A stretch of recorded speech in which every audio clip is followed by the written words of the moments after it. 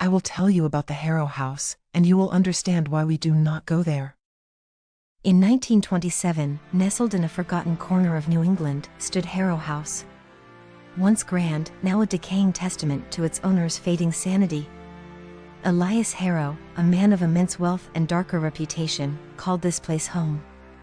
Elias's fortune came from shadowy dealings, whispered to involve forbidden knowledge and ancient rituals. His study housed a collection that would make most men's skin crawl: cursed idols, grimoires bound in human skin, and relics better left buried. But Elias's pride was an antique mirror, its frame adorned with eldritch symbols. Legend claimed it was a window to other worlds, or perhaps a prison for something never meant to walk our realm. On a night when thunder shook the very foundations of Harrow House, Elias's obsession reached its peak. The air crackled with unnatural energy as he performed a ritual before the mirror, seeking knowledge beyond mortal understanding. When dawn broke, Elias Harrow was found dead, his face a mask of pure horror. His unseeing eyes remained fixed on the mirror, which now seemed to pulse with an inner light. Dr. Finch, the town's aging physician, declared it heart failure. But the chill in the room, the disarray of scattered papers bearing arcane symbols, and the faint, mocking laughter that seemed to echo from the walls told a different story. As days passed, those who dared enter the study spoke of seeing things in the mirror, glimpses of other worlds, faces of the damned, or reflections of their own darkest fears. Harrow House was sealed, but its legend grew. Thrill seekers and ghost hunters were drawn to its forbidding gates, eager to test their courage against the mansion's mysteries. On a moonless night, 5 local teens decided to break in, armed with nothing but flashlights and bravado. As they approached the front door, the air grew unnaturally cold, and whispers seemed to dance on the wind. Inside, the mansion was a tomb of faded opulence. Dust-covered furniture loomed like silent sentinels, and the teens' flashlights cast long, twisted shadows. For a moment, one of them swore they saw a figure watching from the landing above. Drawn by an unseen force, the group found themselves before the study door. It swung open with a groan, revealing inky darkness that seemed to swallow their light. The mirror dominated the room, its surface no longer reflecting but revealing. Each teen saw something different: their deepest fears, their darkest secrets, or perhaps glimpses of their own damnation. As they stared, transfixed, the mirror's surface began to ripple like dark water.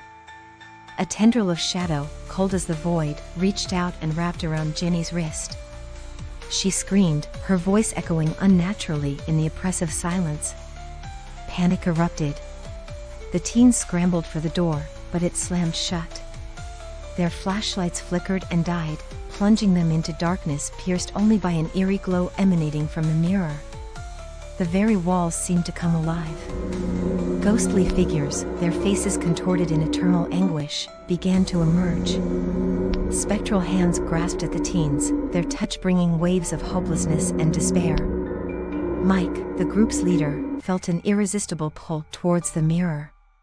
His feet dragged across the floor as he struggled against the invisible force, his friends too paralyzed with fear to help. As Mike touched the mirror's surface, it parted like a liquid veil. For a brief moment, the others caught a glimpse of a realm beyond, a twisted landscape of impossible geometry and lurking horrors. The remaining 4 huddled together, surrounded by encroaching darkness and the ever louder whispers of the damned. The room seemed to stretch and distort, defying the laws of physics. A spectral figure materialized before them: Elias Harrow himself, his form translucent but his eyes burning with otherworldly malevolence. His voice, when he spoke, was the sound of 1,000 tormented souls. In a burst of desperate energy, the teens made a break for it. They crashed through the study door, splinters flying as they raced down the twisting corridors of Harrow House. The house itself seemed alive, working against them. Staircases shifted, corridors stretched endlessly, and doors appeared and disappeared at random. Behind them, the laughter of Elias Harrow echoed, growing louder with each passing second. They reached the front door, only to find it chained and locked. As they struggled with the unyielding metal, the shadows around them deepened, taking on solid form. Jenny, fueled by desperation, grabbed a heavy brass candlestick and smashed a nearby window. The sound of breaking glass was nearly drowned out by an inhuman howl of rage that seemed to shake the very foundations of the house. One by one, they clambered through the broken window, ignoring the cuts from jagged glass. Spectral hands grasped at their ankles, trying to drag them back into the nightmare they were escaping. They ran through the overgrown gardens, feet pounding on damp earth. Behind them, Harrow House seemed to swell with malevolent energy, its windows glowing a hellish red. At the gate, Sarah looked back. What she saw froze her blood. Hundreds of faces pressed against every window of the mansion, their mouths open in silent screams. Among them, she recognized Mike. They collapsed on the street outside, gasping for air. When they looked up, Harrow House seemed to waver, as if seen through heat haze, before settling back into its familiar decrepit form. No one believed their story.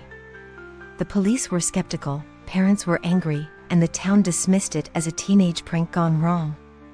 But the 4 survivors knew the truth. Years passed. Harrow House fell further into ruin, a dark blot on the town's landscape. When plans for demolition were announced, Sarah returned, drawn by a compulsion she couldn't explain. In the decay of the study, Sarah found the mirror untouched by time. As she gazed into its depths, she saw her younger self staring back, pounding silently against the glass, begging for release. Horror gripped her as hands began to emerge from the mirror's surface. Dozens, then hundreds. The laughter of Elias Harrow filled the air as Sarah turned to flee.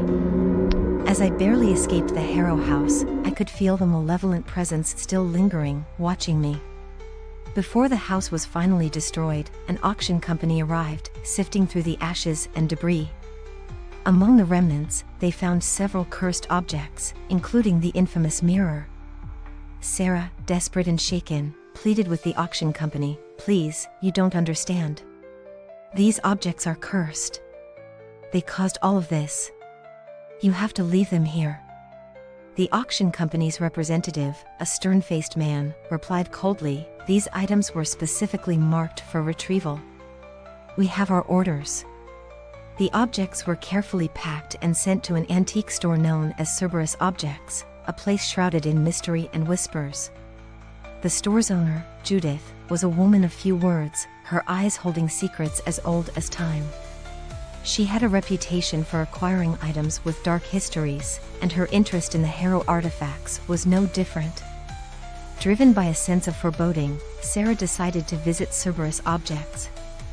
As she stepped inside, she was greeted by the sight of relics from forgotten eras, each with its own tale of woe.